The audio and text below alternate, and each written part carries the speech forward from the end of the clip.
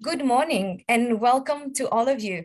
I'm Silvia Salini. I'm an officer at ECLE in the Sustainable Resources, Climate and Resilience team, and it will be my great pleasure today to take you through this workshop, the fourth organized by the Decide project, which is also an official event of this year's edition of the Sustainable European Energy Week. We are now almost halfway of this project, the Decide project, as well as in halfway on the capacity building program that has been designed in order to collect your inputs and also share the knowledge produced by the great team of experts that are investigating energy communities and collective action across Europe. For the ones that are just turning in now for the first time with the site, we are an Horizon 2020 project, which investigate how energy communities and energy efficiency services are establishing and managed, and how they are ultimately transforming the European energy system with the aim of support the uptake of such initiatives all across Europe. Our reference, of course, in terms of concept, are the energy community definition that are included in the Internal Energy Market Directive and the recast of the Renewable Energy Directive recently approved by the European Commission. But we are absolutely aware of the fact that community-owned energy projects have been there for a while, some dating back to the early 21st centuries, and other are now sprouting all across the member states while they are still busy in creating the appropriate legal framework and transposing the directive into the national legislation. Estimates suggest that by 2050, almost half of the European households are expected to be producing renewable energy in order to deliver on the climate neutrality targets on time. This growing movement will definitely bring along new form of organization that have to be adapted to the local context. Today, we are going to dig into the business model, so looking at how those initiatives are organizing themselves from the economic point of view.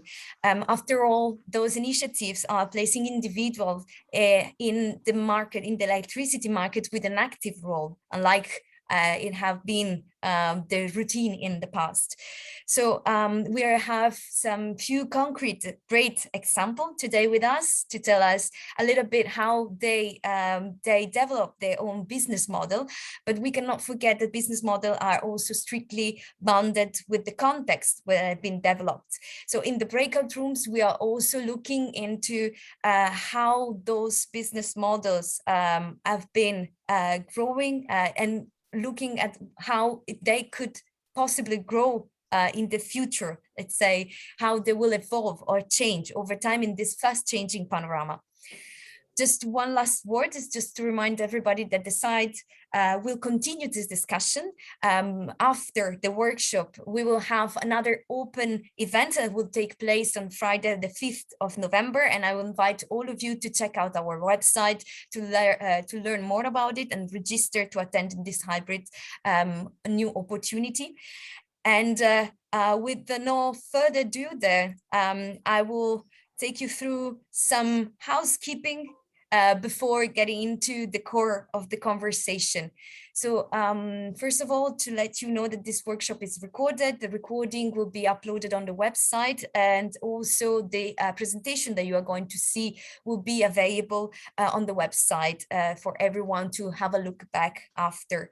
We invite everyone to rename yourself. You can do it by clicking on your name in the participant list. That will be just make easier the conversation.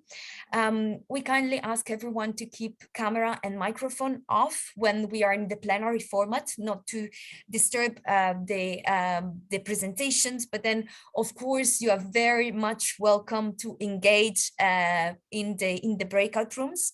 For the plenary format, any question is absolutely welcome, or comments or insights in the chat box, and it will be one of my tasks to pick them up and make sure that our participants address your points.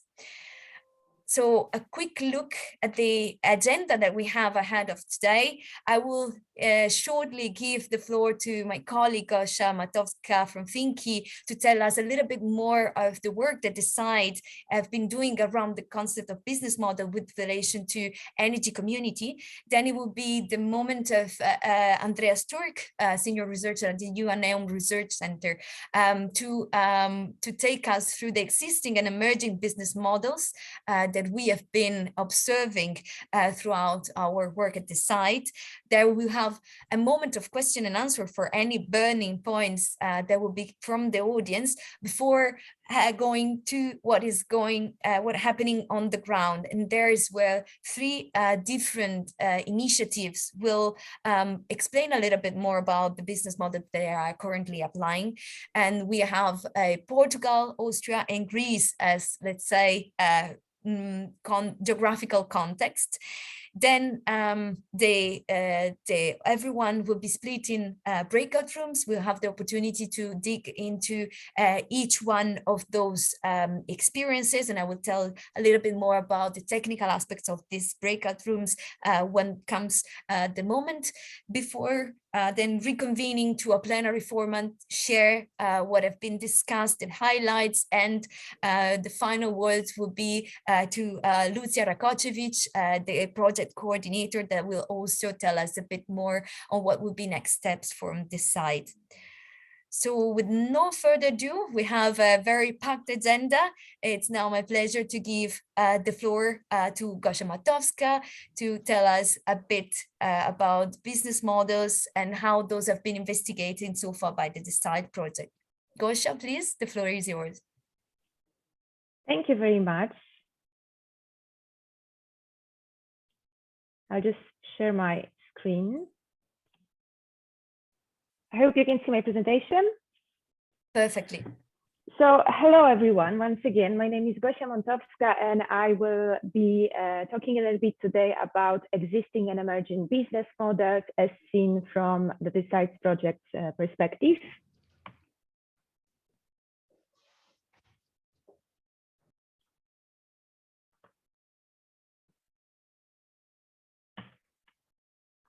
I'm sorry, I'm trying to pass to the next slide.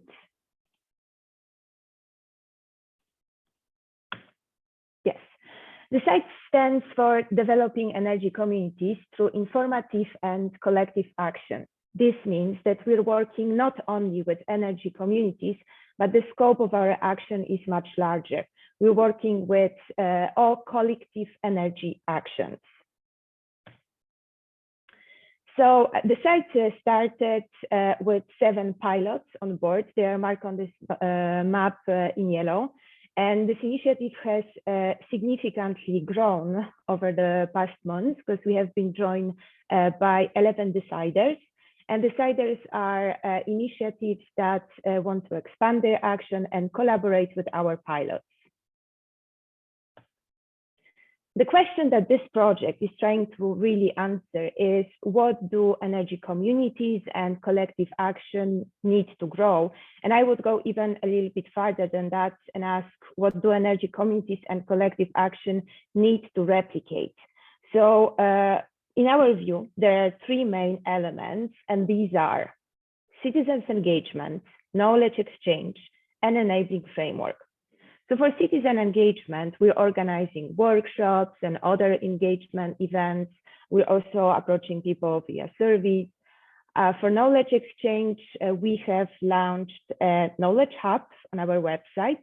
We also organized a coffee shop, which is a platform where pilots and deciders can exchange on their ideas and collaborate. And there are, of course, workshops and webinars that we organize monthly. Within the enabling framework, we focus on regulation, organizational structure, and of course, business models that are a topic of this workshop. So what about business models actually? Business models for us are collective actions and energy communities ways, or let's say plans, to create this value proposition from which the community could benefit from environmental, social, or economic perspective.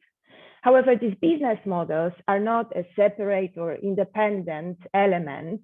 They are affected by other elements of the whole framework. And these are, as you can see, social aspects, regulation, implemented technology, the structure, involved stakeholders.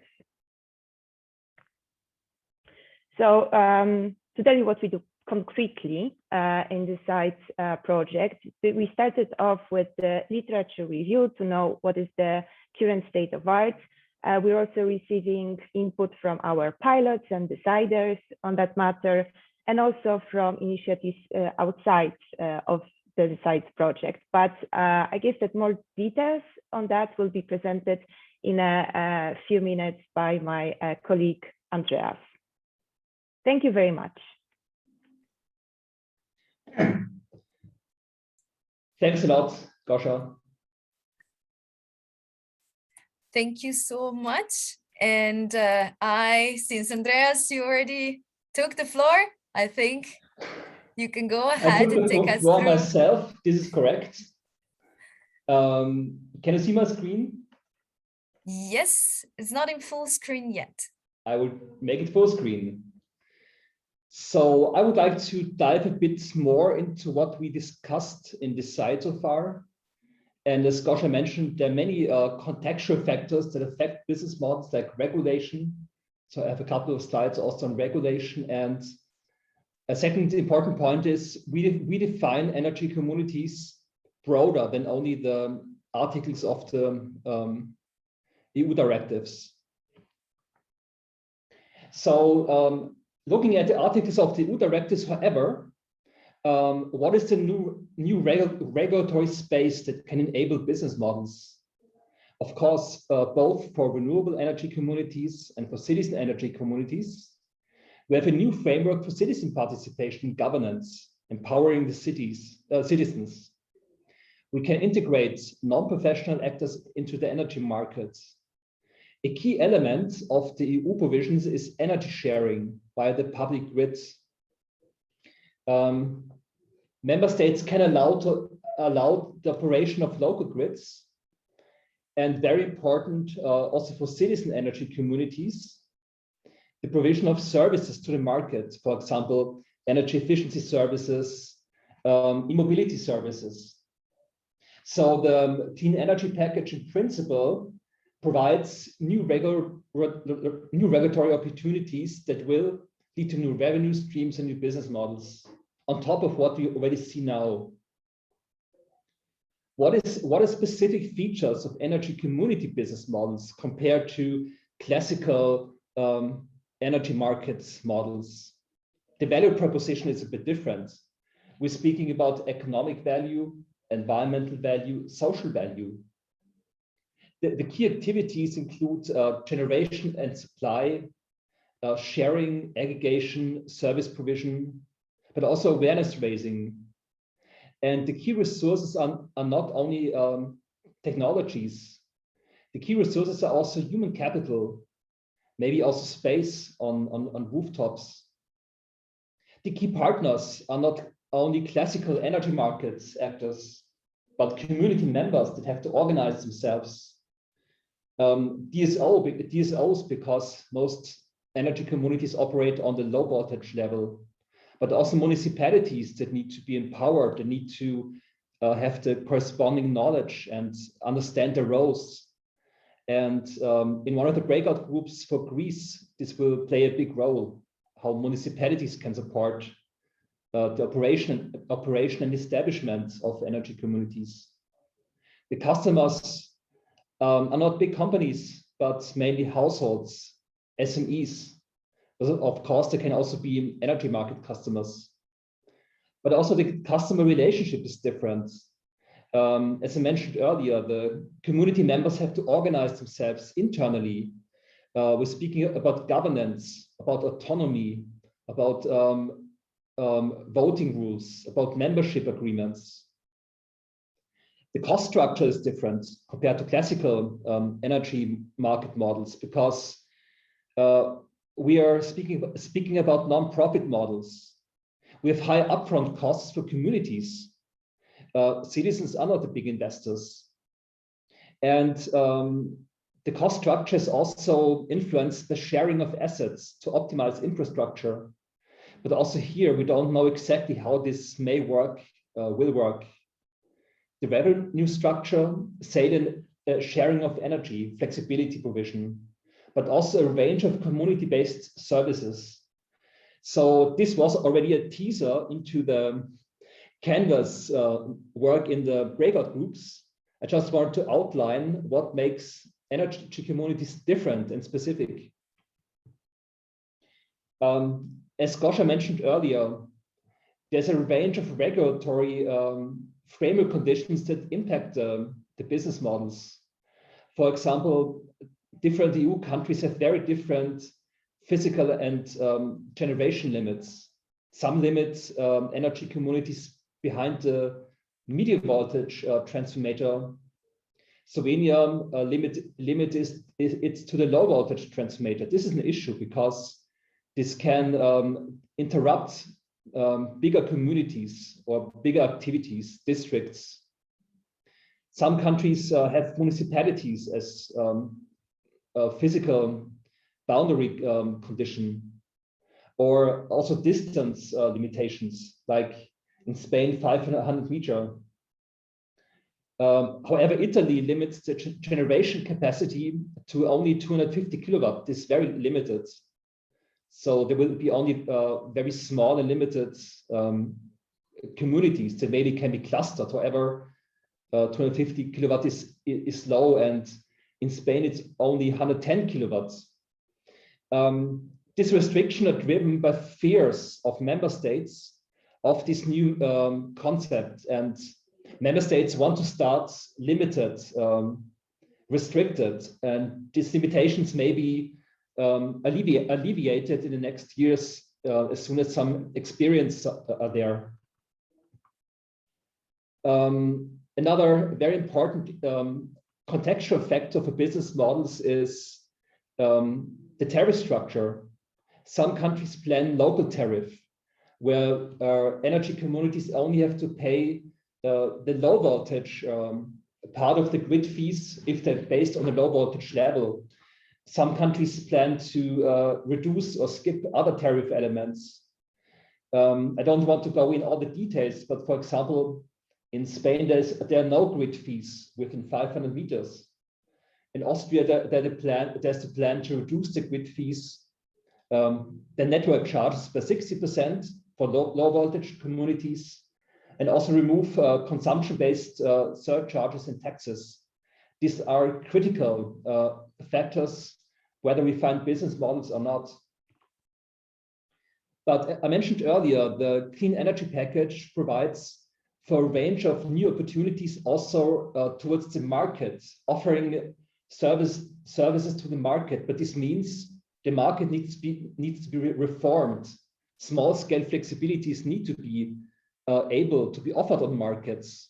The clean energy package provides for local flexibility markets, for DSOs, purchasing local flexibilities, but these flexibility markets only are slowly emerging. We see some development in Slovenia. Denmark is pushing this, and Estonia a bit. In Belgium, we have initial discussion, but in most countries, such as my own country, Austria, this discussion hasn't even started. So we have theoretical new regulatory spaces from the clean energy package, but we also have the reality, and it will take some time until all the opportunities can be harvested. This is a key output of the sites. We try to classify energy community business models.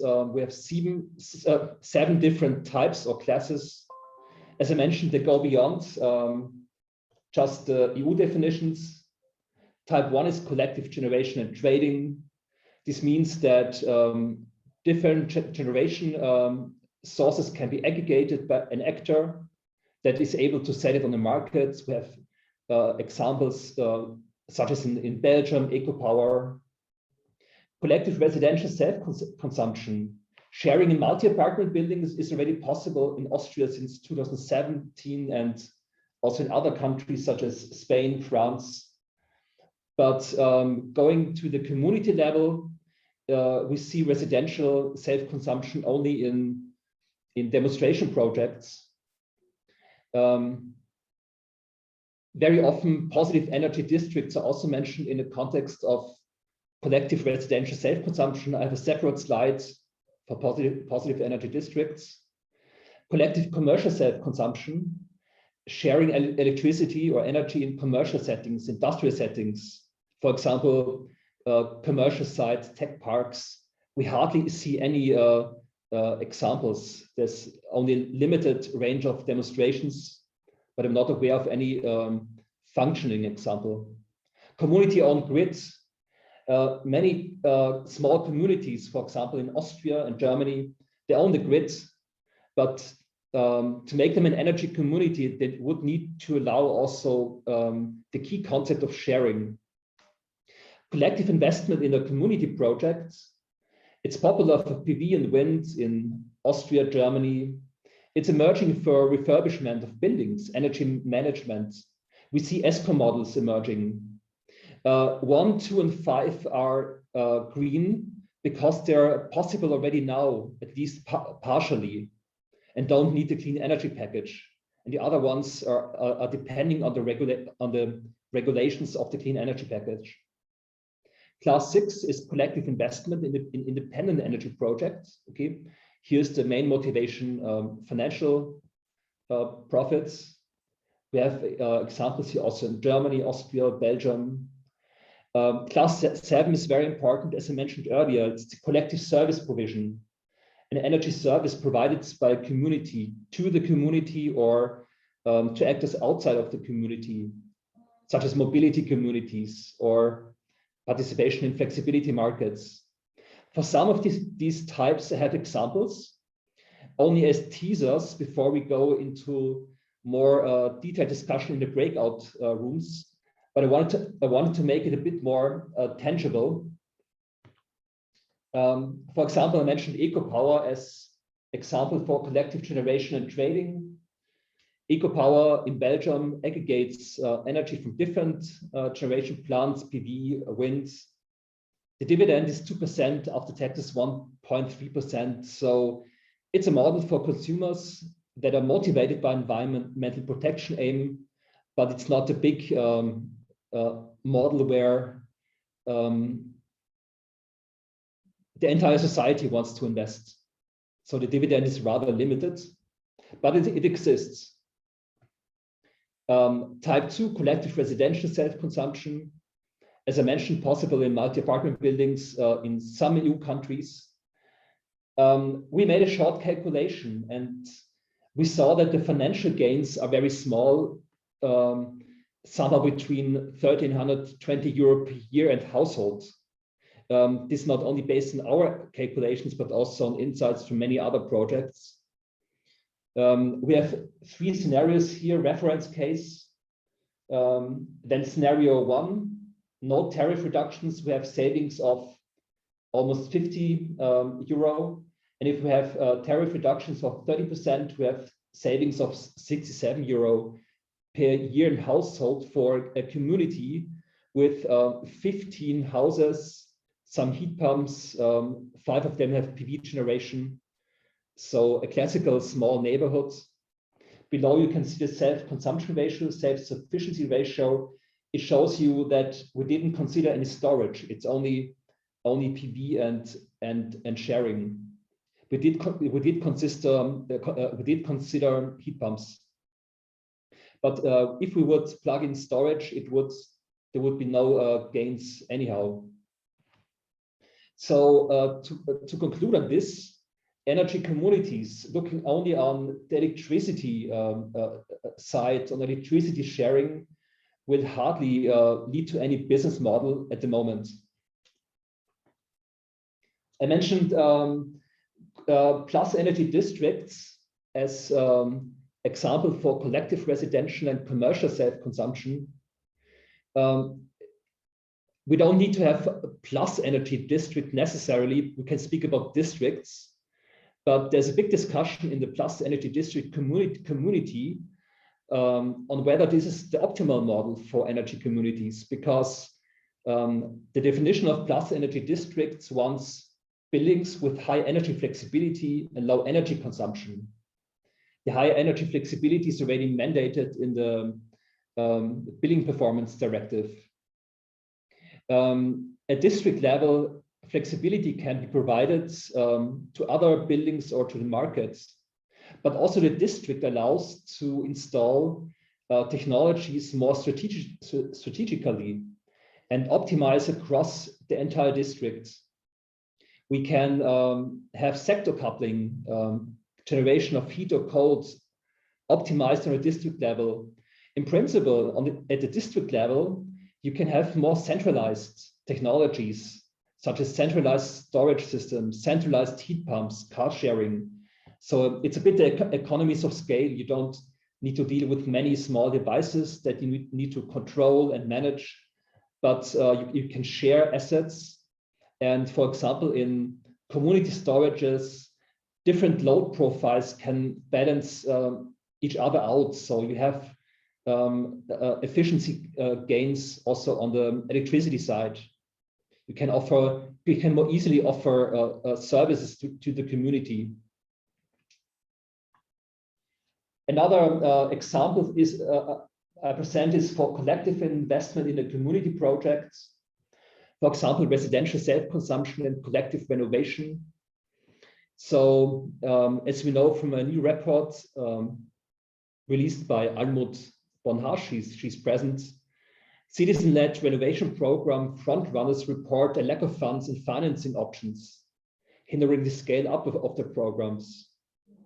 Often renovation loans are not easily available or accepted for communities, for cooperatives.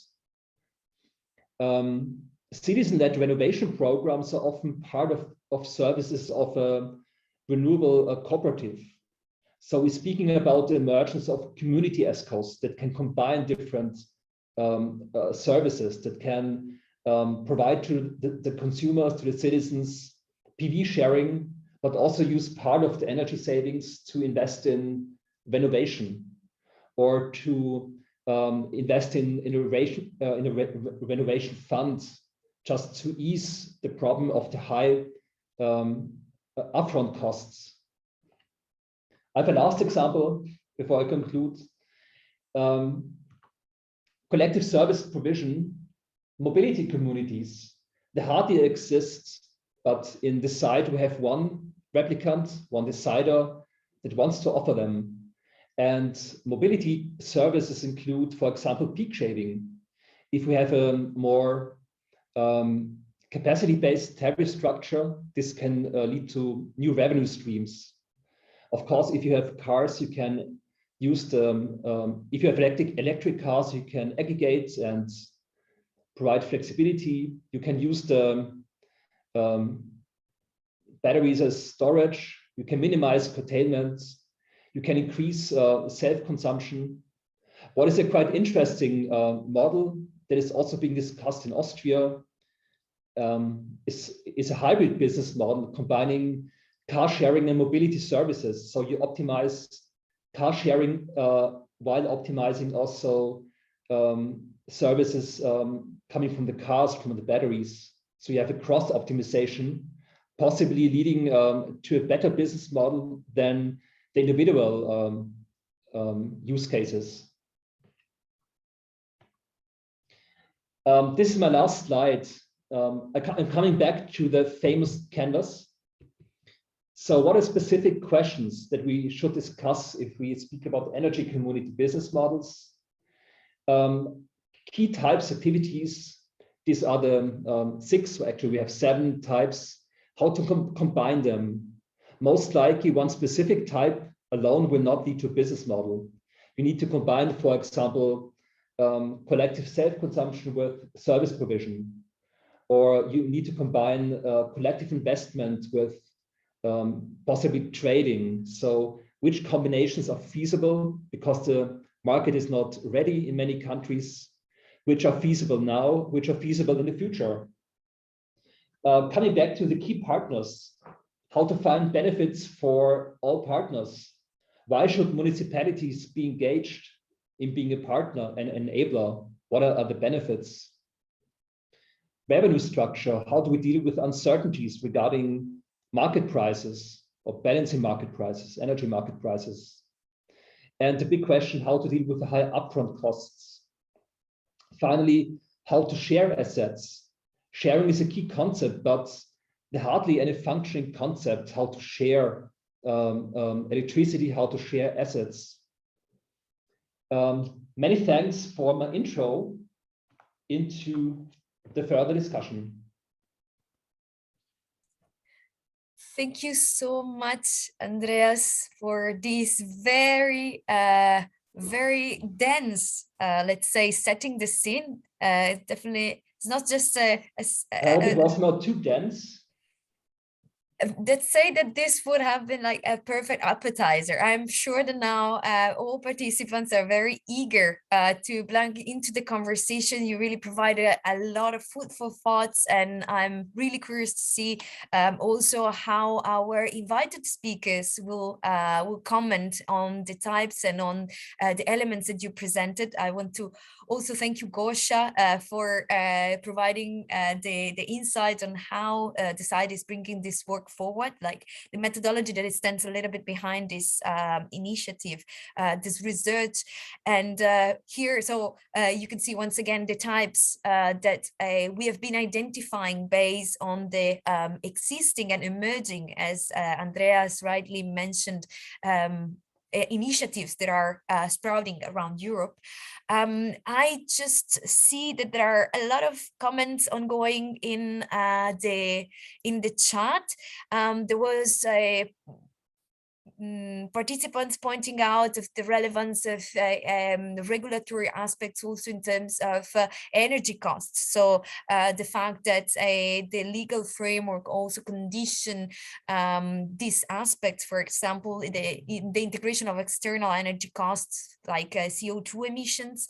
There is a question specifically that I might ask whether, Andreas, you will be comfortable in taking over, which is coming from Filippo Antonio Capizzi, asking how should we target the economic byproducts, for example, the second-tier benefits that do not derive directly from energy cost-related savings. I don't know if this is something that you can address already from the top of your head. It's difficult to monetize these other benefits like social cohesion or environmental benefits. These are a bit intangible benefits, but on the one hand, these are important for policymakers, governments, because why do we have energy communities? Would like to increase renewables, would like to decrease CO2 emissions, greenhouse gas emissions, air pollutants. So they have a high relevance from a societal perspective. So for this reason, renewable energy communities also can get public support because they bring benefits to the society. I think social cohesion is something that all communities where we see increased social cohesion, you have many other co-effects like discussing more about energy savings or just strengthening community structures, but it's not possible to put this in euro. Yeah, and I think this is actually touching upon a problem, or at least a node that I've been trying to be untangled for a while. That is the fact of identifying the right indicators in order to make it, if not at least measurable, to assess and to really monitor the effects, the co-benefits of such initiatives, which are that many.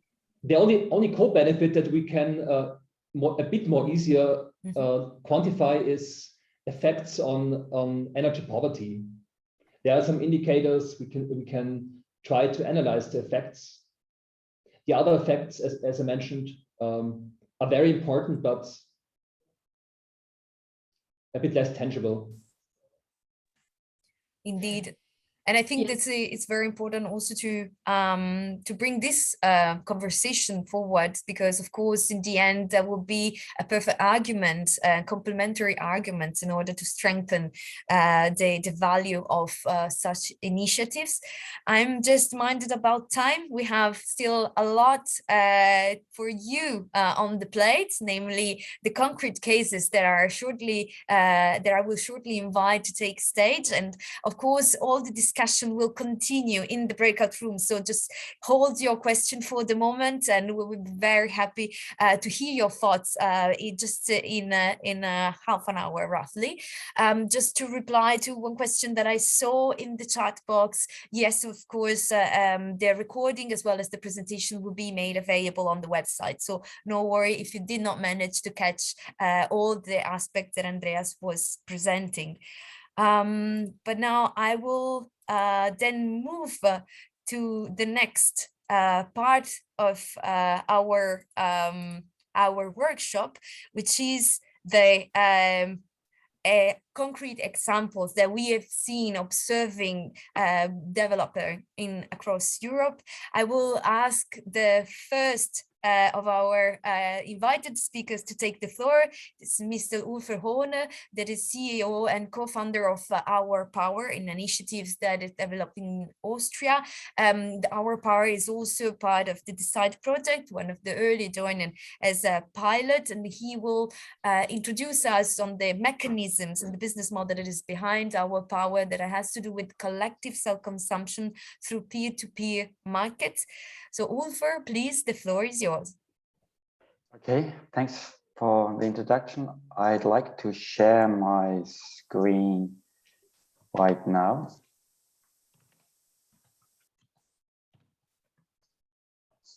You have it? Yes. Okay. So just a brief overview about Our Power.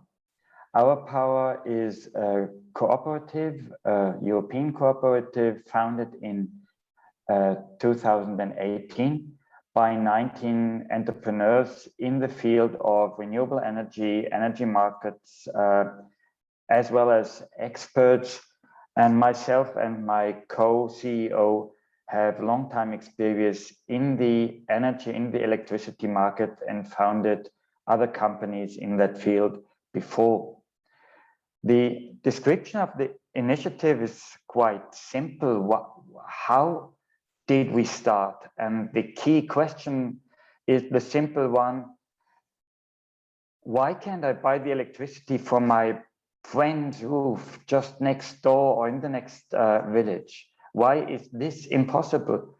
And why shouldn't we all build our common solar roofs and become collective self-generators and finance new PV systems, wind farms, small hydro stations, biogas, and so on, by buying our own electricity? All this, which is the key point of the clean energy package of the European Union, was already in discussion 2018, but this is the key point of our initiative, how to make it too. And to build a peer-to-peer marketplace where everybody can really sell and have direct market access, not via some kind of aggregators, but directly, because electricity is, I mean, Andreas, of course, is right if he says we need all the energies to make a real change in the market and to make a real business model which works. But electricity is the digital product as it is, and it should be possible to buy it from everybody in the market. But the infrastructure was not there, and so we had to build it ourselves. So what happened since 2018, where 19 entrepreneurs founded the company? Today we have more than 500 members. 180 sellers are on this marketplace. It's in place, it works, and provides 180 generators with a direct access to market, to the electricity market, to our new formed peer-to-peer electricity market. There are more than 600 customers buying the electricity, and our system was just nominated to the Austrian National Prize on Energy, and we are very proud to show we started a wonderful disruption in the electricity market. Just a brief screenshot on our marketplace, where here you see only 4 of our 180 sellers at the moment, and it's easy as switching electricity to any other big energy supplier, but every generator can become a member of the cooperative and sell the electricity. And in the end of the year, or whenever the time of the invoice is, every customer, every buyer of electricity sees exactly where the electricity comes from. Every single kilowatt hour is tracked, not technically tracked, but economically tracked. And every cent is really readable where it goes. And so the stream of money becomes the stream of power for the local energy transformation of the system.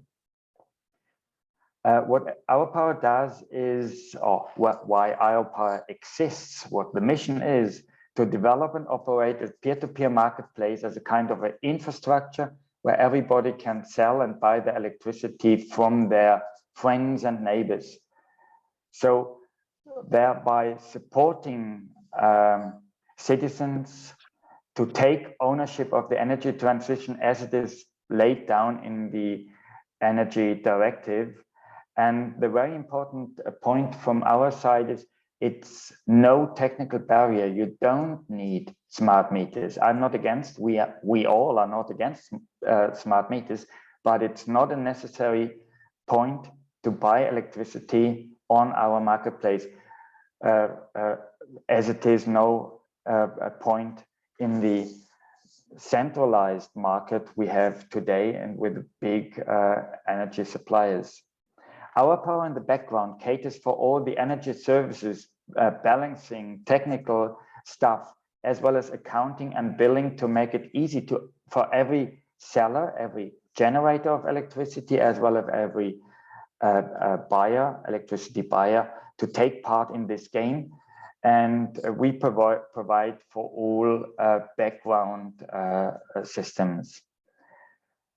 We also, as our power, provide templates and means and sub websites on our marketplace that power sellers have easy access to their friends and personal network to build up, to sell their electricity and build up their own communities.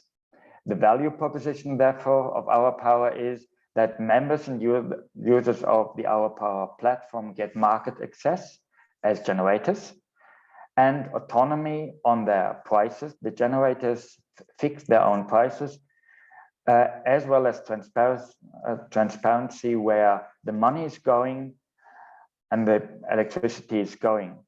And a very important point from our point of view is personal involvement, to make people interested in this point of taking back the power, as I'd like to say, and cater for their own energy economy. And a very important point we just learned in the last month, where the electricity prices on the power markets are going up, that economic stability is a key point for customers, which is possible if we have a community where sellers and generators don't jump on the next better price, as in this short time greediness, and on the long term they have the secure prices they get from their customers. So the peer-to-peer marketplaces is delivering a very important measure and infrastructure for creating economic stability on the market. So just a brief view on the on the business model canvas, which is, I think, a very important tool to clarify your business model, and we can discuss a long term about it. In the actual business model, the services are put in the center, but I'd like to put the clients in the center because we are a cooperative and we are working on this issue to put citizens in the center of the energy market. So our customer groups are, on the one hand side, private electricity generators who would like to sell their electricity to a stable price, independent from subsidies and power exchanges, and to people who really value the green and regional generation. And on the other hand side, electricity consumers who'd like to have a personal relationship to their supplier.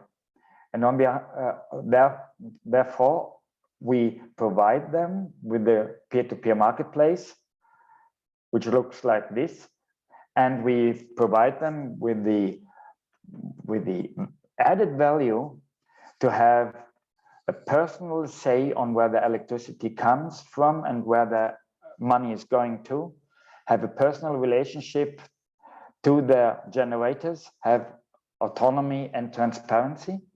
And our key partners are our IT supplier, our partner who is developing together with us and programming the marketplace as a database application. And second, the energy service partners. We don't have our balancing stuff and market access ourselves on a strategical basis, because we are convinced that things and market rules have to change, and we don't want to build up things or invest in the markets and power exchange mechanisms we need ourselves, because we have to be the power to change it. So we have our service partners on this field, and the third key partner are the regional office. We already have 2 regional offices in Upper Austria and Styria, working together with the local groups. I think this is for the moment. I just switched to my last slide, just to show we also need a real truckload of fun to build up together these communities. In the breakout session, we can discuss the business model in greater detail if you wish. Thanks. Thank you so much, Ufer. I'm pretty sure that the conversation in the breakout room will be quite lively. Thank you for pointing out 2 important elements such as security, transparency, personal relation. I think those all are very, very important ingredients to keep in mind when we talk about energy community, and makes definitely the difference. And also congratulations for the nomination of the prize, of course. Yeah, a wonderful thing. Yeah. We are very proud to meet the minister, Well, whom we already know personally, of course. We've got a green energy and climate minister. She's doing a great job, but having a lot of barriers as we have. yeah, I think it's not easy for anyone, but that's the reason why teaming up, it's probably the best solution that we have. And also thank you for pointing out the importance of linking up with actually institutions, whether the local or the national level, to make this happen.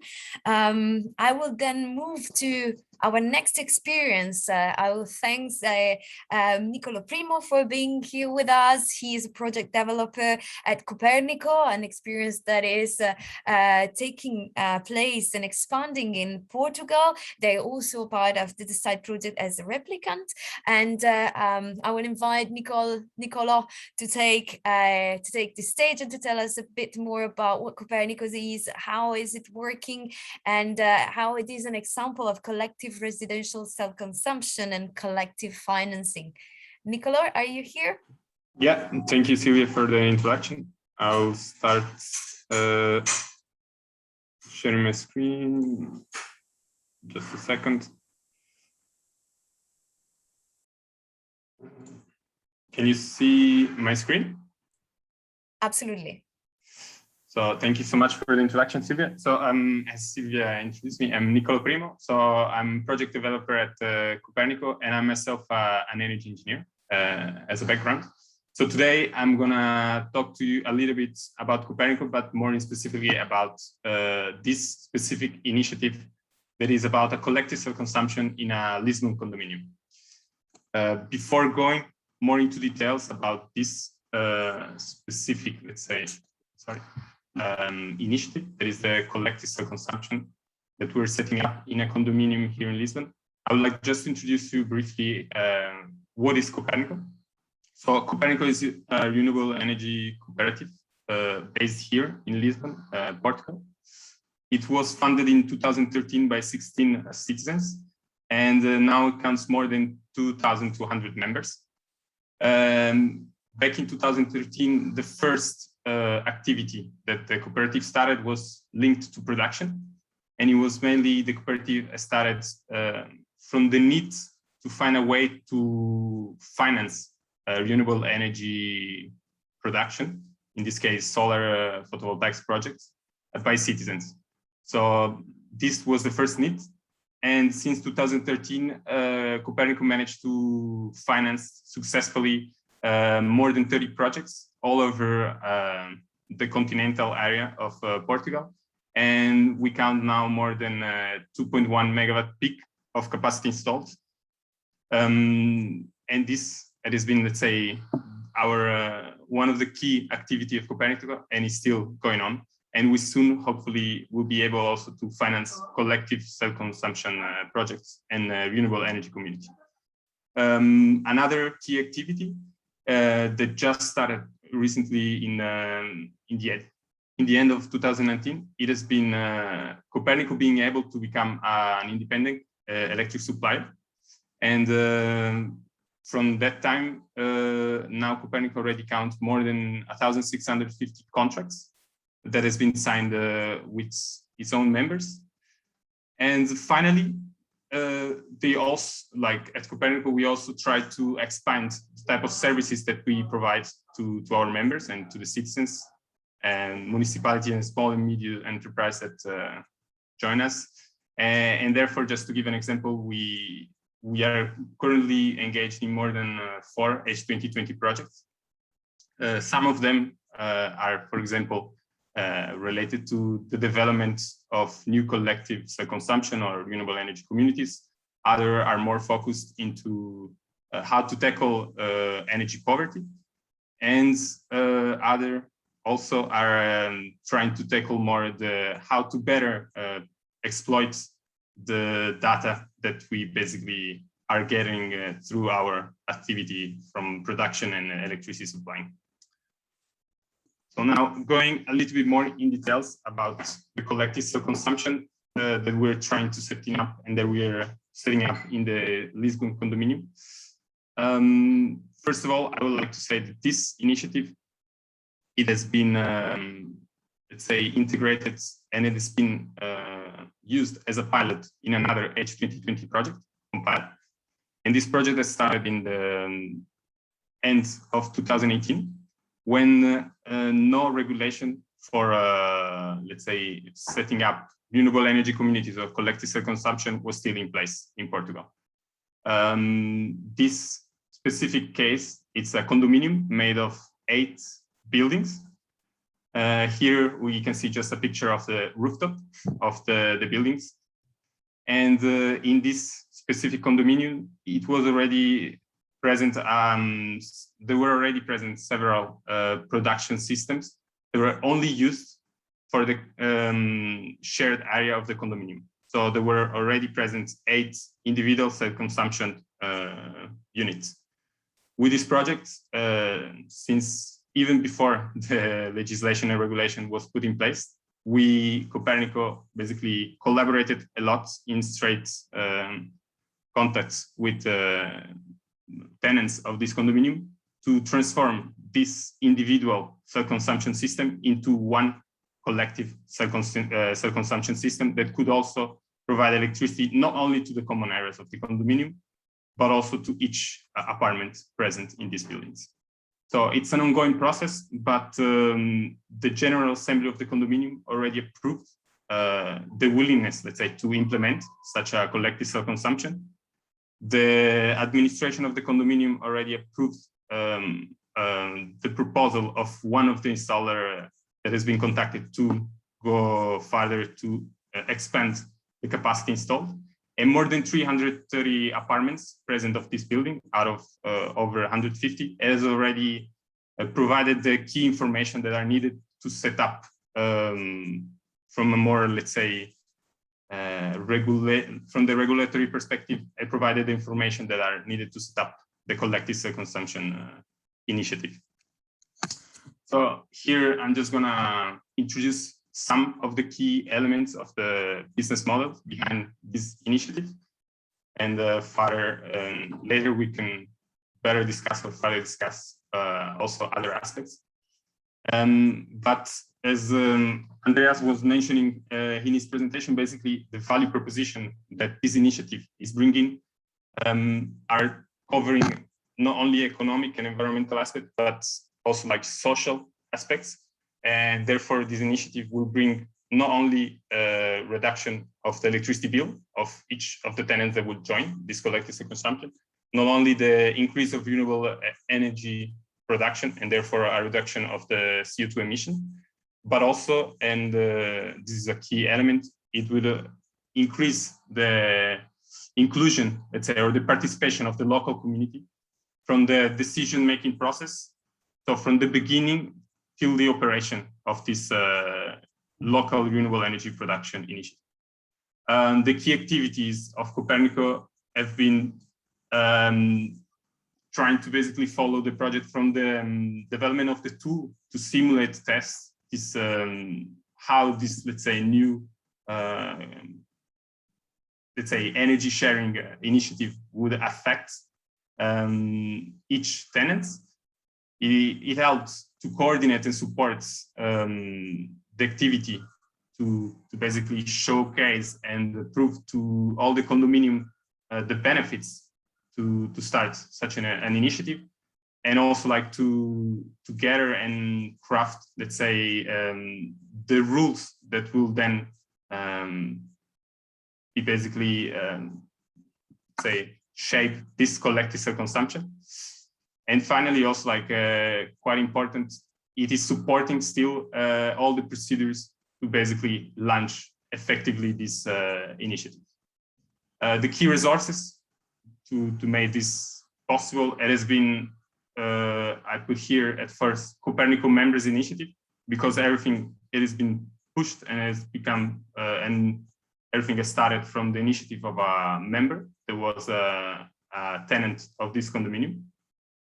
And then, of course, like Coopérnico knowledge on the energy sector and the solar PV technologies, and for sure, like the support of the partners of the compiled projects. Just briefly, I would also like to mention that related to the collective self-consumption, this is not the only project that we are supporting at the moment. We're also here, just two other examples, supporting a renewable energy community that has been set up in an industrial park. And in this case, it is a community made by small and medium enterprises and residential buildings. Moreover, there is a smaller condominium that also is being setting up at this moment, and it's also quite far ahead with the setting up. And it's made by only 6 apartments in this case, and is also in a Oeiras, that is like a city close by Lisbon. Moreover, Coopérnico have done and is still doing several activities to share our knowledge about the topic, not only to our members, but to the broader public. And we're always trying in contact with the national regulator to basically address which challenges are we facing to set up such projects and to provide our, let's say, experience or the success story that we hear from other European countries, such as our part one. And that's it. for now, and I think we could keep the conversation in our breaking room. I'll give you the floor back to you, Silvia. Thank you so much. And also, it's really nice to see how these initiatives have been created. It's growing and expanding, and the way that you are stressing the importance of sharing knowledge, of supporting other projects, and really going all together in the same direction. And I'm sure that participants will be very interested then in knowing a little bit more about the details of this project on the overall activities that Coopérnico is rolling out. So thank you for your presentation, and I will now move to the third and last concrete example that we want to propose you. A different situation. Here we are in Greece. I will invite Vasilakis Athanasios from Rafina in Greece, that is also part of the compiled project that you already heard about, to tell us a little bit more on how this residential collective self-consumption is working with this energy poverty element. We have also been seeing discussed in the chat box. And by the way, I take the opportunity to drag your attention to the workshop that we had just 2 weeks ago, that it was exactly looking on how energy poverty can be tackled by leveraging the potential of community energies. So Nasos Vasilakis is a researcher at the Smart Grid Research Unit in the Technical University of Athens, and he's also a member of Rural Electrification Research Group, as well as co-founder of the Collective Energy Cooperative. So Athanasios, the floor is yours. Thank you, Silvia, for the intro. Let me share my screen so as to be able to start. Yeah, perfect. So yeah, we are going to present actually two models. The model of a collective energy cooperative, which is a small energy community located in the Attica regions and active in Rafina city, nearby Athens, at the coast of Attica. And also the model that we have designed within the compile project regarding the municipality of Rafina, which is quite similar. And it's interesting to see how this model can be expanded, replicated, and we can see this or similar models within the Greek, from small energy communities to big energy communities with small renewable energy project up to 20 or 30 kilowatts to up to 1 megawatt. So that's interesting with this model. Of course, the model is very close to the national regulation framework. So the collective energy cooperative founded at the December of 2019, yes, it's a newborn energy community. And upon the common belief of the members, it's that a fair and responsible energy model based on renewables require grassroots action from cooperatives. So the first project of the cooperative, it's a photovoltaic roof project in Rafina, the energy of which shared between the members of the community, and of course include vulnerable householders of the area of Rafina. This has been done in close collaboration with the municipality, which has provided the list of the vulnerable households, groups.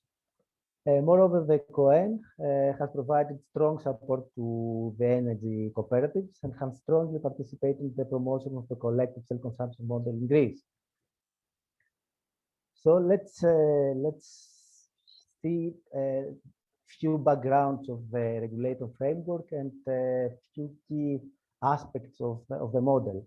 So the model is based on the collective self-consumption scheme.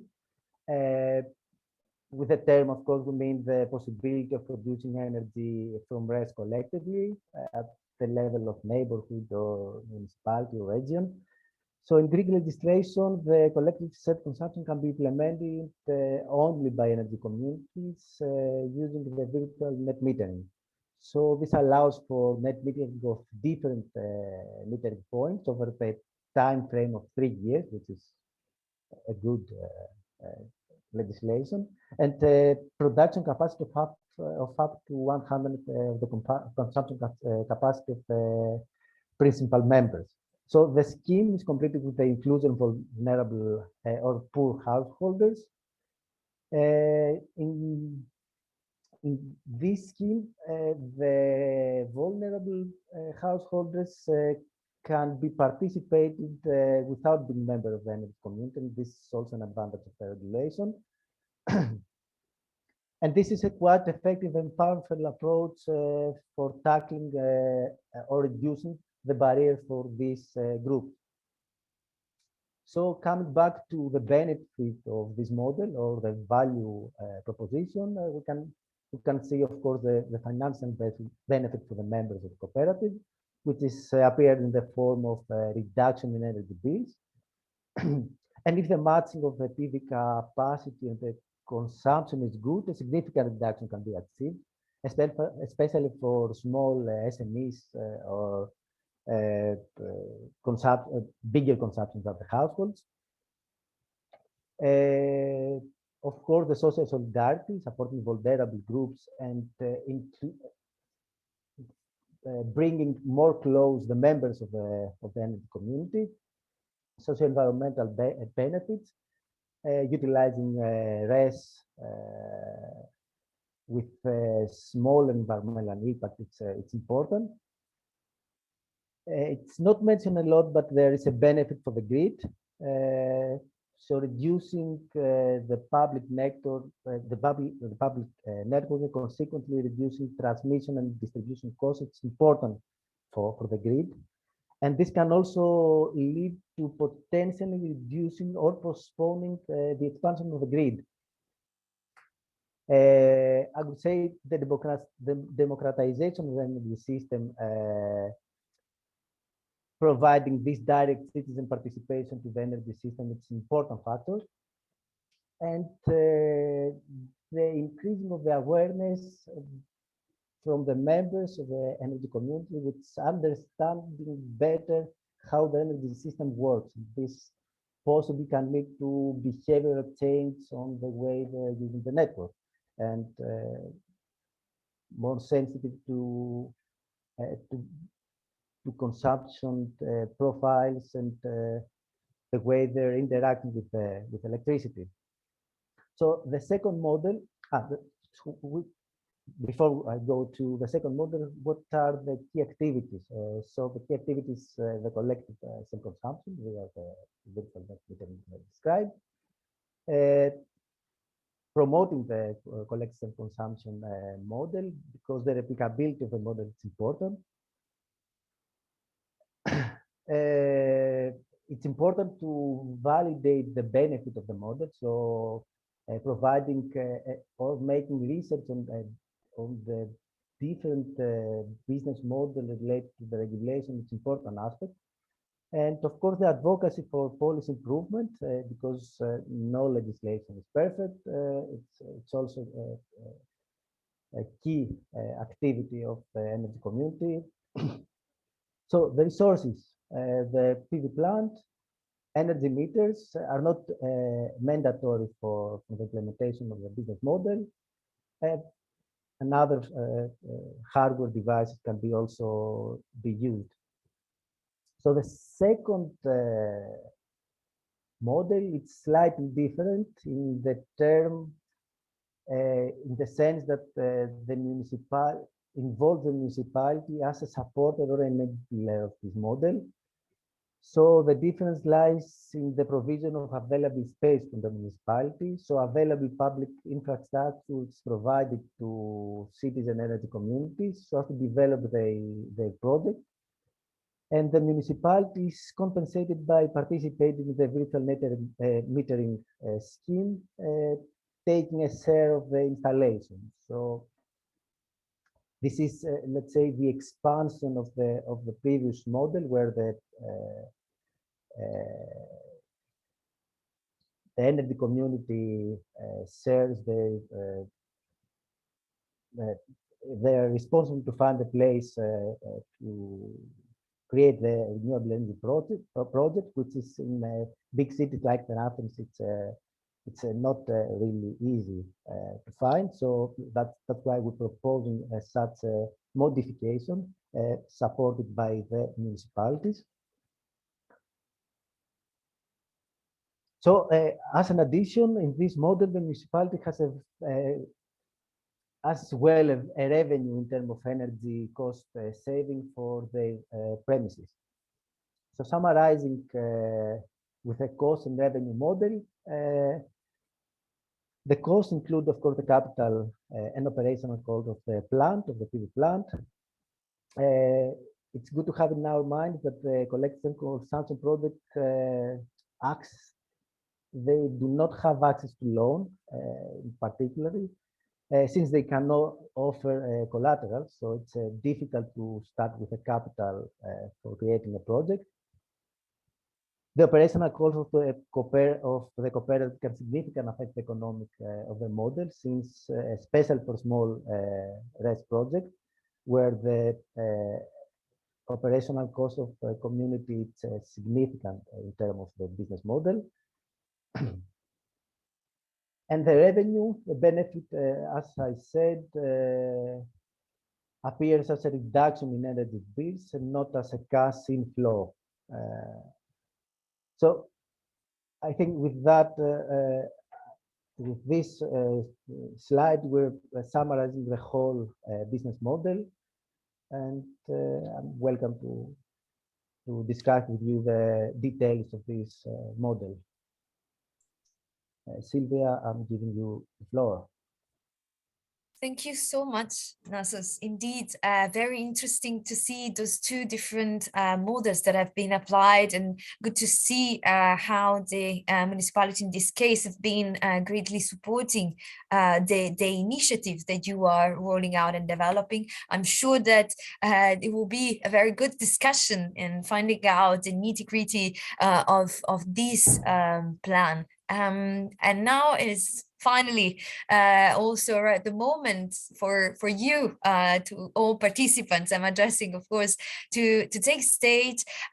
We are going now to divide into 3 different breakout rooms.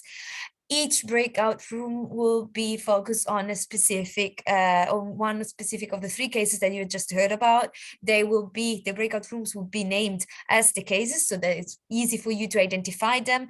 Now, action needed, you will be redirectly moved virtually with the magic of the internet to this separate room where the conversation will start. You also have the opportunity, if you are rather interested in a different room than the one that you find yourself, to change it. You look at the bottom, there is the Zoom menu, there is also the icon for the breakout rooms, and there you will see the room available, and you can just easily switch by clicking on the one that you prefer to move into.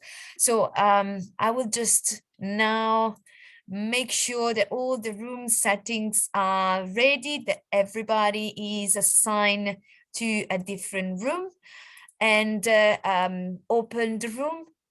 See you back at 11:30. Have a good discussion all.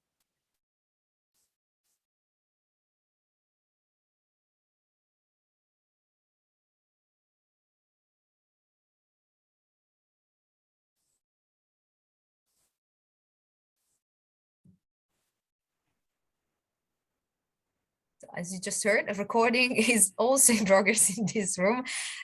So it will be as well shared with you all. Just a few seconds maybe in order people to adjust across room. And it's my pleasure to welcome all of our participants here. Since we are a very small group, I maybe invite everyone to turn on a camera if they can, if it's possible, so that we can actually see who is in the line and who is ready to contribute. In the meantime, maybe, Niccolò, I would ask whether you would prefer to share the full canvas, or you want me to do that as you wish? I can share. Oh, that's great. Thank you so much. So I see there is Job. So welcome. I saw Mona turning on his camera for a second. I'm not sure whether Camila, Filippo, and Johannes are here with us. I hope so. Here. Good morning. Fantastic. And Konstantinos. Good morning. Great. So we have the full team. Good to see. Niccolò have been presenting earlier the experience of Coopérnico, this initiative that actually is ongoing on several different, let's say, fields to mainstream energy transition across Portugal. Now Niccolò is sharing the full business model canvas. And to start with, I would like to ask to the audience, to participants actually, whether there is any specific question that came to you looking at this business model and hearing from Coopérnico presentation earlier.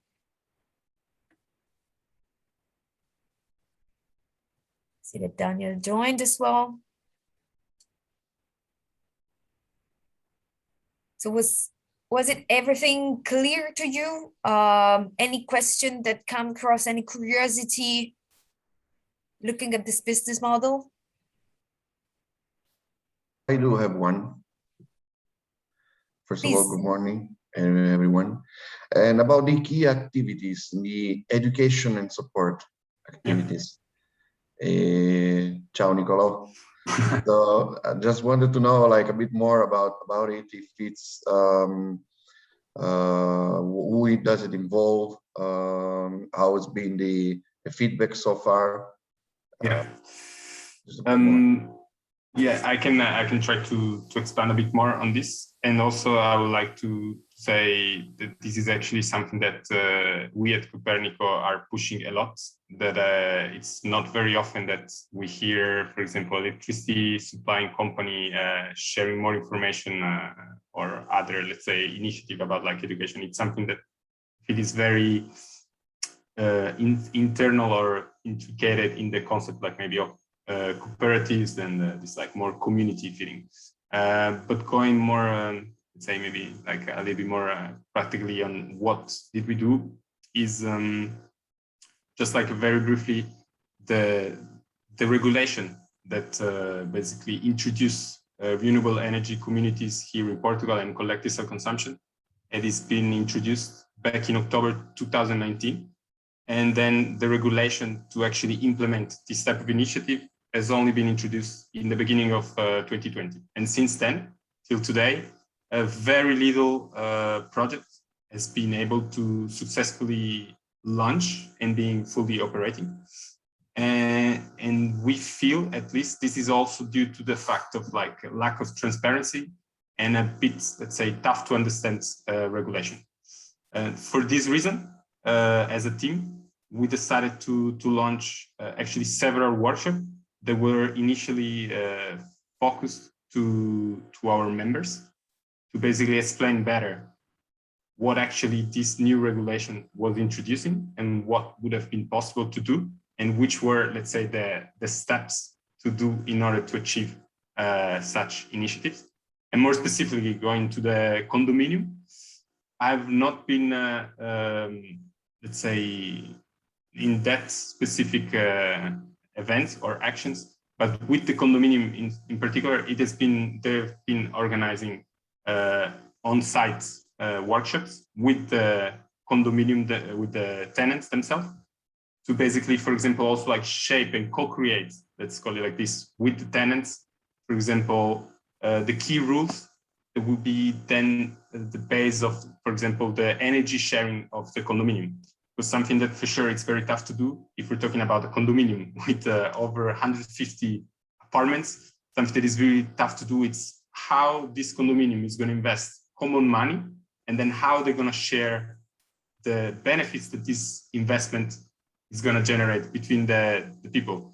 And so one of the activities, for example, here, I guess it can be fit in this like education activity.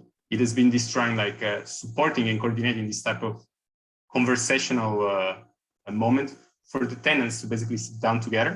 Of course, they weren't 150 tenants, but just like active ones, to basically to try to find together between themselves and with our support the best way to say how to share the benefits of this initiative.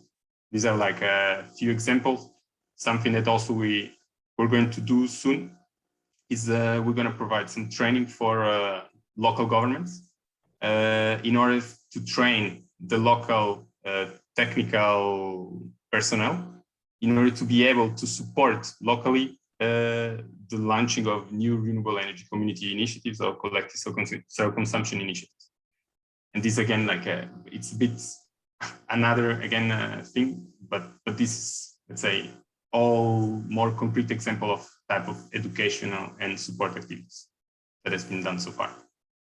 And that sounds actually quite cool. Is it correct to say that you're doing some kind of knowledge transfer then to the local municipalities for them like to be your delegates, so say?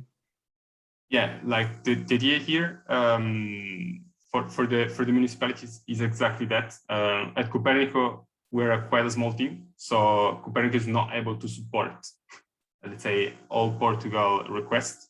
And since at the moment, there is no, let's say, one-stop shop at the national level, or there is no key figure that is responsive enough to address each, let's say, entity that is willing to know more about these initiatives, doubts and questions.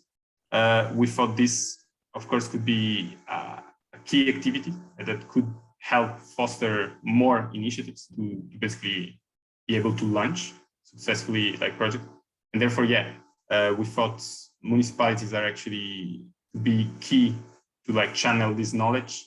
And therefore, yeah, we basically have several municipalities that are already members of Coopérnico. And yeah, that's basically a bit how it started. Like we thought there could be a good, let's say, knowledge transfer channel to then reach then more like local communities. And besides that, also like we've been contacted by several local municipalities to get to know more about how to start such projects. And so that's a bit how it started, at least. Okay, thank you. Silvia, my very last question. In the workshops, do the representatives from the DSOs participate? And if not, is there like a specific reason for that? So the workshop we organized, usually we're more addressed to, let's say, residential sector, so more like citizens or small and medium enterprises. This doesn't mean that it wasn't open, maybe like for a representative of the DSO to join, but maybe they weren't the key, let's say, people addressed by these events. And the training we're going to do are mainly done for the municipalities, and therefore it's going to be closed events. And this actually would be training for municipalities, and this would be a service that Coopérnico is going to provide. But related to the DSO, we had some opening about them. We had like a parallel conversation and just meeting, let's say, one-on-one. So there are like currently conversation with them. They're open to collaborate for sure. Like the current situation is not the best, but there is some kind of like opening. They're showing some opening to try to see what are the current barriers and how to, let's say, overcome these barriers and to make the situation better and better to launch this type of new initiatives. Okay, thanks. seeing Mona has the hand raised, and Sylvia, you were on mute, so I don't know, but it's fine. I was exactly saying the same. So Mona, please feel free to take the stage. Okay, thank you. So yeah, but I'm just to let you know, I'm from the social science team of the site. So I'm specifically interested in the citizen involvement, and I think it's absolutely great to hear that you're so active in really educating and getting involved with the people, also co-design. And as far as I understood you before, you were also talking about maybe exploiting more of the data that you already have. So are you measuring any kind of social impacts of your initiative, or is it more that you see that there's social involvement and the people, you get more people involved, but is there any kind of data that you have about the social involvement? Well, that would be nice to have. Thank you so much for the question, because yeah, definitely, like let's say the social component is a key component in Coopérnico's activities in general, and specifically about when we're talking about renewable energy communities or collective self-consumption schemes. People and citizens, small and medium enterprises are like key factors to successfully launch this type of initiative. I think, unfortunately, we don't actually have data, and I feel this is something that's it's tough to collect compared to other indicators such as economic or energy, let's say, sharing and transfer. I think it would be great if you could, for example, suggest, or I don't know if the site is already working on that, but like kind of suggest kind of template on factors or KPIs that could be more easily collected, looking at the social aspects. Because I think that the only data we have about social involvement is the number of members that join our cooperative, maybe the number of people that join our events, or replies we get. For example, how many members are actually coming to us and asking, I'm living in this condominium, I want to set up a collective self-consumption. So these are kind of numbers that we know and we are collecting, let's say, more or less, but other type of data related to social impacts, I think it's at least we currently not collecting, but sure it would be great to be able to. It is a lot harder. It is a lot harder. It is a lot less evidence-based as well in the current literature. So it's actually a current ongoing discussion about how to collect better data and real evidence about how the social impact is. So that's definitely something that we are also super interested in and will be aiming at developing some kind of, as you said, social KPI, some kind of social impact assessment. So I think that's a very interesting point. Maybe that's also a bit too much for the workshop right now, but I guess that's something that could be an interesting discussion point between us in the site. Definitely. And we are still halfway of the project, so we can work on it, definitely. And good to see that there is interest from the ground also in sorting this out. I see Johannes first and John after, maybe. Yeah. Hi everyone. Hi Niccolò. Thanks for the great presentation. Very interesting also to the work that we are doing. I'm with the European Renewables Energy Federation. We are involved in two system projects under Horizon 2020, also looking at existing business models and organizational legal forms. I've also been exchanging information with Lucia from the site as well. And here on this slide that we are seeing right now, when you say cooperative membership, maybe you mentioned that. Apologies if I didn't get it. Does it mean that everyone who becomes a member pays a share, which is then used for investing in the installations? And the second question would be, when you say supply of electricity to customers, is that cheaper electricity, or is it then indeed for free? Thanks. Yeah. So thank you for both questions. And yeah, maybe this cooperative membership, it's a bit misleading and should be maybe quoted. But the idea here is that again, talking about the specific case of this like multi-building condominium collective consumption initiative, what's going to happen is that the people that are going to join this collective consumption, they're going to need to agree on this internal regulation document there is not going to be many pages, but it's kind of like a brief document that has components such as how they're going to share the benefits between the members and other points. For example, how to join the collective self-consumption, how to leave the collective self-consumption. That it's quite similar, and it's been based a bit on the kind of like statute template of a cooperative. So in this sense, I put a cooperative membership in the sense that the people joining this collective self-consumption would kind of have like a membership feeling such as it would be in a cooperative.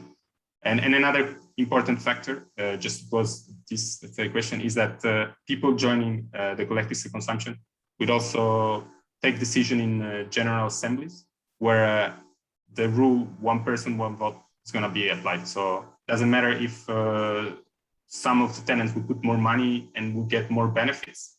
Still, the decision will be taken more a democratic way, where it doesn't matter how much money or effort is being put. But there is a fee to join. No, in this case, no. Not. It's okay. It's limited in this case, like geographically, to the people living in the condominium for the collective self-consumption again. Because when we talk about Coopérnico, Coopérnico is a national renewable energy cooperative and is another thing. So talking about Coopérnico, to join Coopérnico, yes, there is a fee. People to join the cooperative have to acquire 3 shares once, and for a total amount of €60. All the information also like on our site. And once they joined as member, they basically have the right to participate in General Assembly, to participate in our local groups, working groups. So, but this is another story. So about then going back to the second question, that is about the supply of electricity to customers. I just put example, since in this case, the condominium itself is going to put the money to expand the solar installation, and they're the one basically paying the installation fees and the cost to expand the system. Coopérnico is only going to be here to support, and here in this case, since it's the condominium that put the money, they're going to receive the electricity produced locally by the solar system, and they're going to be shared in each apartments and in the common areas for free, in the sense that they are the one that made the investment, and they basically their revenue is going to be the savings they're going to have in the electricity bill. Okay, great, thanks. And then one last question, maybe to know, because I know in Italy and also in Spain, there's quite some money now coming from Brussels to the member states, the Recovery and Resilience Fund and just transition mechanisms. Is that something in Portugal that you are that is designed also to be to give support to community energy? We currently don't have any, let's say, fact that say that would happen. Maybe there are still conversations happening around this, like maybe these funds will be used also to support this type of initiatives, but so far we don't have any proof that it will happen or that it's something that the government would like to implement. And no national funding support either? So far there is just like basically the structure for collective self-consumption and renewable energy communities, that if these type of initiatives are sharing electricity using a public grid, the grid fee is reduced only to the level that has been used. So for 2 citizens staying in low voltage grid, just using low voltage grid, they only gonna pay the low voltage grid. And on top of that, for initiatives that are gonna start till the end of this year, they're gonna have a reduction on the grid fees for the first 4 years. If I remember right, just like, but like for the first period, they're gonna have this extra reduction of some part of the taxes of the grid access will be reduced. Okay, thanks a lot. And Jobs, I've seen keeping his hands raised for a while. Yes. Over to you. First, I want to go back to your answer to the last question. You said tariffs are changing, but also taxes? Yeah, but Grid tariffs have many components. One of these components is taxes. And of these components of taxes, a chunk of it is reduced just for the first period of operation of collective self-consumption or renewable energy communities. And this is only applying for initiatives that basically are already set up in 2021 or till the end of 2021. In the future, we still don't know if this will be the case and it will be still like this, or if they're gonna change the law and maybe use like some other like national funds to maybe give a different tax reduction, or but this is the current situation. Yeah. Okay, but my actual question was, you are talking about self-consumption within these communities. Exactly. Yeah. But I am a bit wondering, because we are trying to attack that problem in the Netherlands too, the simultaneity of production and consumption. And that also directly relates to the use of the different grid levels. And so how are you working on optimizing consumption, or say, how are you organizing demand side management, matching demand with the production of the electricity? And the main reason is we are well, with these enormous price increases, at the moment of overproduction, you have to sell to that market, I would call it. And the moment you need it and you don't produce, you have to buy from that market. And how do you handle that imbalance? Or are you working on that, or how do you plan to do that in the future? Yeah. So at the moment, this is not our focus yet. What we do to tackle this issue is more starting from the beginning to make a proper design that is trying to avoid this like overproduction moment, and is trying to basically have a sizing of the system that's managed to have like quite a low percentage of self-consumption. So quite a high share, let's say, of moments where production is coordinated with the consumption of the place. In this specific case, since we're talking about quite a big condominium, very likely there's not going to be a lot of moments where we're going to have injection in the grids. So consumption will always usually cover the production. And this is because we're talking about high buildings where, let's say, the limiting factor in this case is the area available. So even if when we're going to be able to fill up all the rooftop, the consumption of the buildings will be able, very likely to be, let's say, the production, it will be always able to satisfy to be covered by the consumption. So we're not going to have this issue. But yeah, I think for the future, this is a very critical question, and we don't have yet anything running at the moment.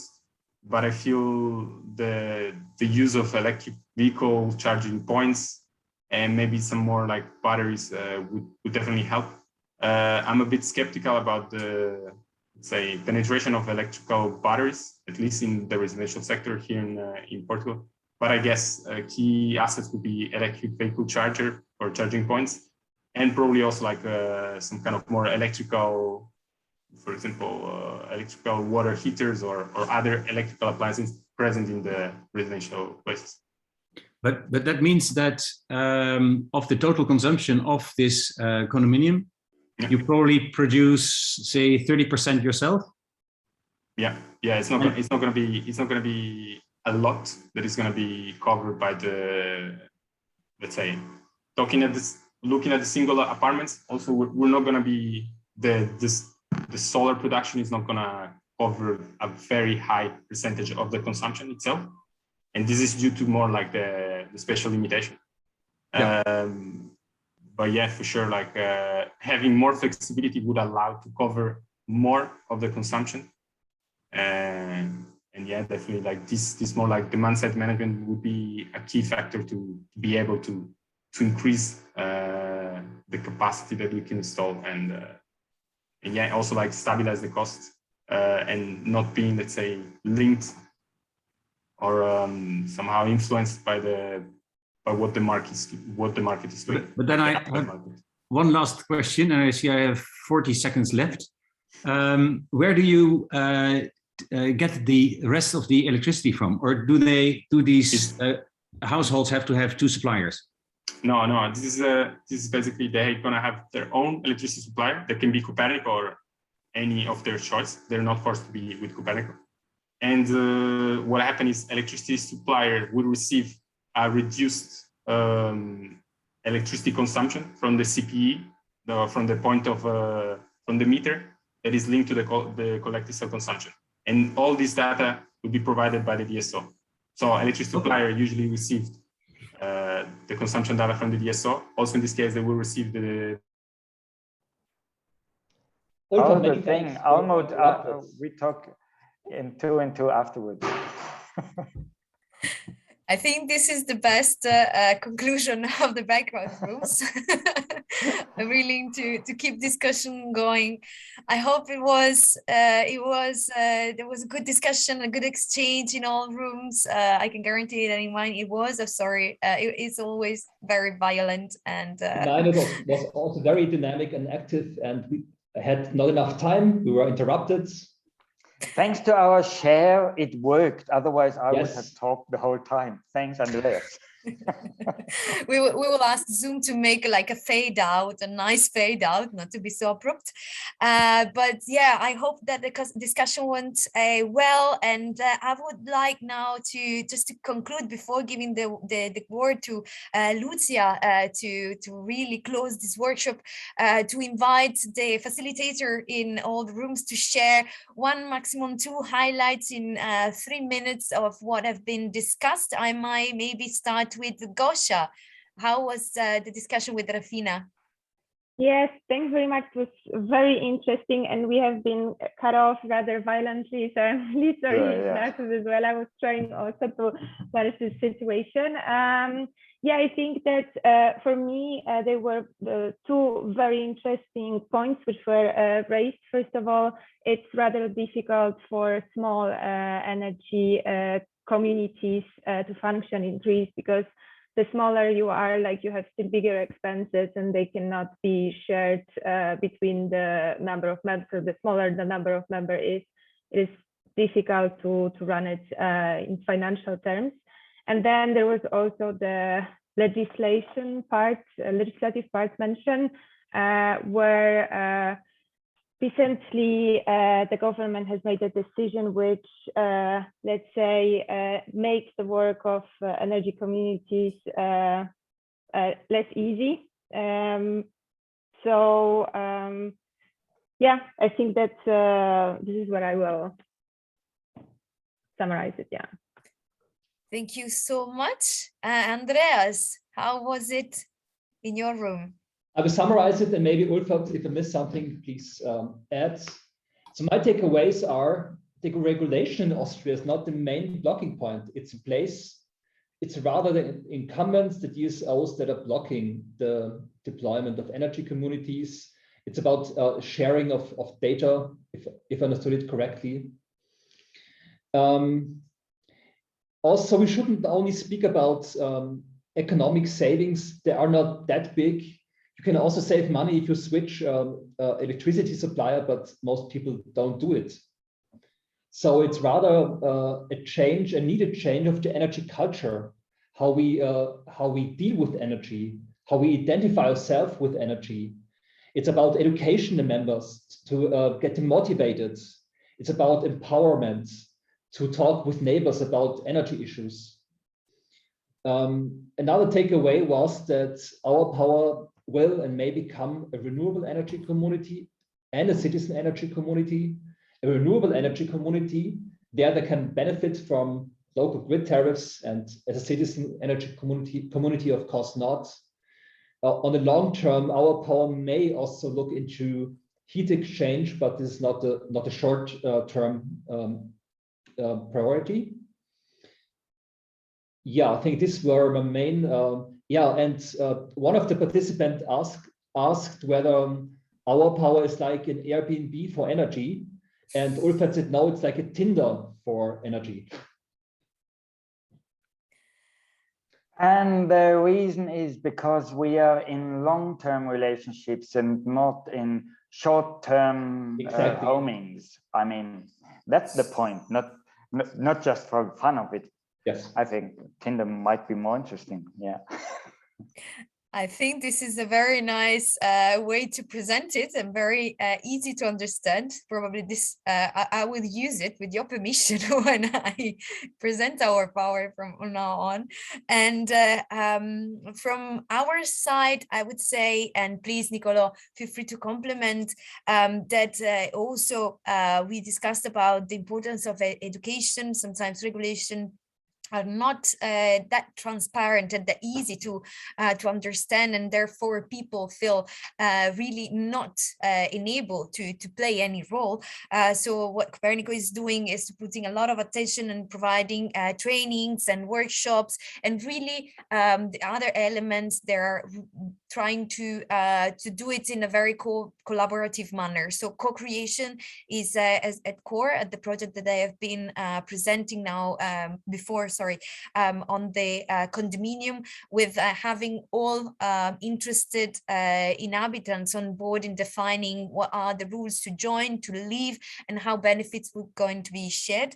Another point, getting back to something that have been mentioned also before, is the social component and social benefit, and also Andreas was saying just now. It's not just about environmental and economic gain, which sometimes is not even that high, let's say, but is the social benefits that these initiatives can bring. But unfortunately, Mona was pointing out how the literature is still a bit lacking and scattered in this regard, and therefore we have some homework to do in trying to really set a good set of indicators that maybe can help initiatives to really estimate their social impact.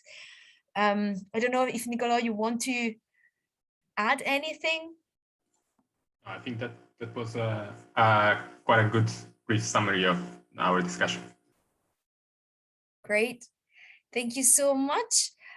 So I would then invite our coordinator of the DECIDE project, Lucia Rakocevic, to take the floor and tell us a little bit more on what is DECIDE planning, what are our next steps. Thank you, Sylvia. Should I share the screen, or are you sharing the screen? You can share. Okay. I'm glad to hear what the takeaways were, because it makes me think that what we're doing within DECIDE is actually useful, because I hear that people need more sort of insights into how to do an energy community, what are the different tools that they can use, but also that we need to figure out what are the indicators, how can we tell that an energy community is growing, or that it's going in the right direction. And I just want to somehow give these few slides as we had a good discussion today, and how can you sort of follow up with us or with the DECIDE project and stay connected and continue this discussion, let's say, with using different tools. Within DECIDE, we try to publish on our website, as you can see here, some of the reports that come out of DECIDE project, but we also have a knowledge hub which has come online a couple of months ago, where we put also not just the deliverables and the reports that we have from DECIDE project, but also any other from another project. If you have anything that you think would be useful to be there, you can also submit it to us. It can also include recordings and videos, podcasts, and so forth. We also launched an Energy Communities Hub, which summarizes a lot of things that also Andreas mentioned. So it goes a bit deeper into per country analysis of the regulation for renewable energy communities and citizen energy communities, also collective self-consumption, and also tries to compare between different countries. We're constantly trying to update this, as we're doing this anyway in the DECIDE project. So I invite you to check it out and see if it might be useful.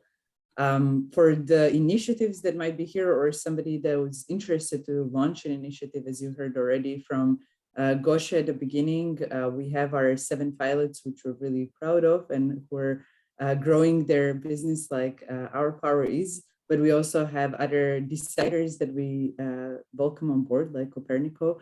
We're also looking into expanding this network, and with this, you don't necessarily get any budget from the project, but the idea is to expand the network of initiatives that can exchange experiences with each other, they can collaborate, create synergies. We already see this between our pilots and deciders. And that brings me to where we sort of continue this discussion next. So in this workshop, we really focused on business models and how business model can function, where is the benefit coming from.